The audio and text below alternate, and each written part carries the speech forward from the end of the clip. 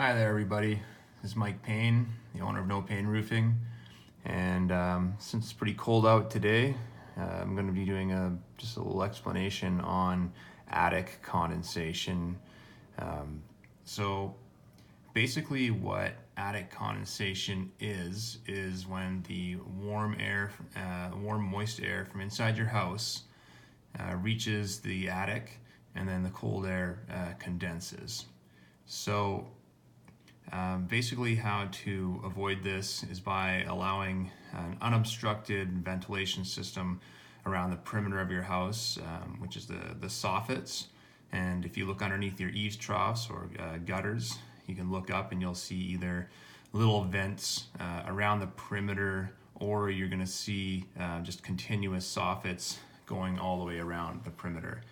Now, just because you may have these or you see them does not exactly mean that they're unobstructed. Sometimes they're just kind of decorative. You need to actually go inside your attic and check to see if you have baffles in there, and just if you can see light from inside your attic around the perimeter, lower perimeter of your roof, then you are definitely getting some air intake. The next part is you want to have a balanced system. So basically the upper portion of your roof is where all the heat kind of rises to. So if you want to check that out, you just look up and you'll see little squares at the top.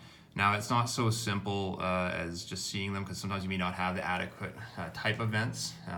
The best type of vents for this climate would be the tall guys, which I'm going to bring up here in 1 second. But just give me 1 minute here, and I'm going to just get this video going here a little better.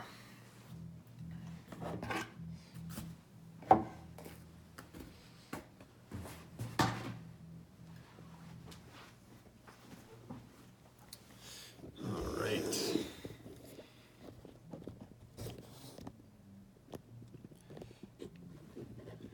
So,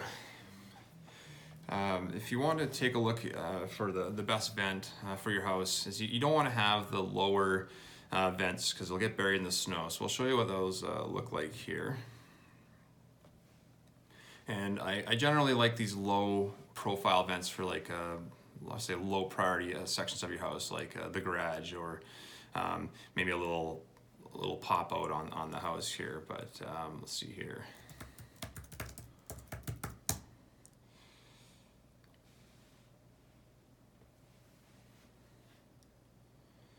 So I'll just show you a photo here.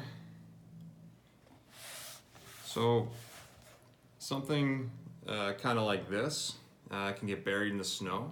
So it's not exactly ideal as to your ventilation going on at the top of your roof. And they also don't really do a whole lot of square footage.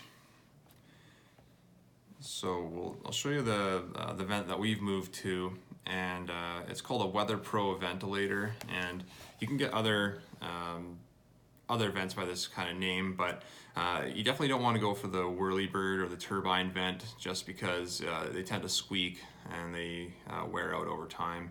So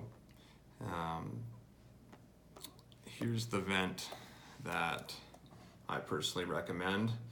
Sticks above the peak and does the equivalent of about 5 of those little low profile vents. So definitely what you want to go for.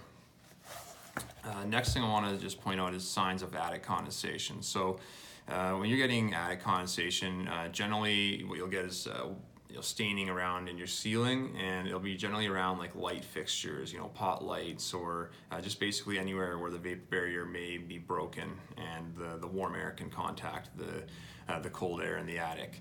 And that's the next thing, is you definitely want your air to be cold in the attic. You don't want it to be warm. Next sign of attic condensation is you're going to see frosty nails. So let's see if I can find some photos of that real quick.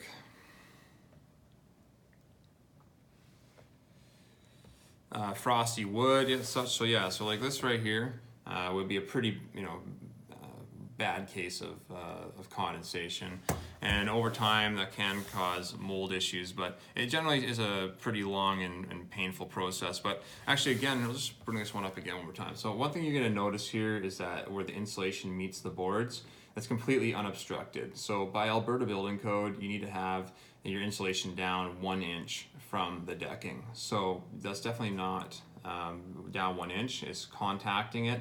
So you want to pull that back. And then if your attic is blocked all the way down there, then you need to put in basically those little low profile vents that I don't recommend at the top of your roof, but at the bottom, so that we can bring in that air. Alternatively, you can open up the soffits and cut little holes in there, but that's a little more expensive. So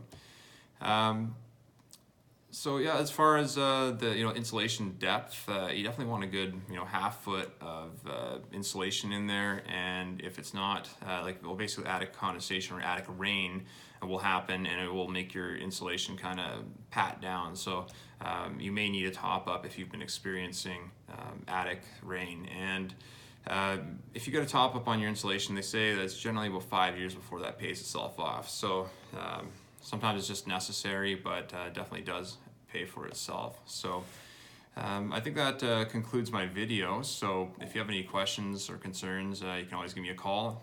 You can just drop a comment in the comment section. But yeah, well, for now, see you later.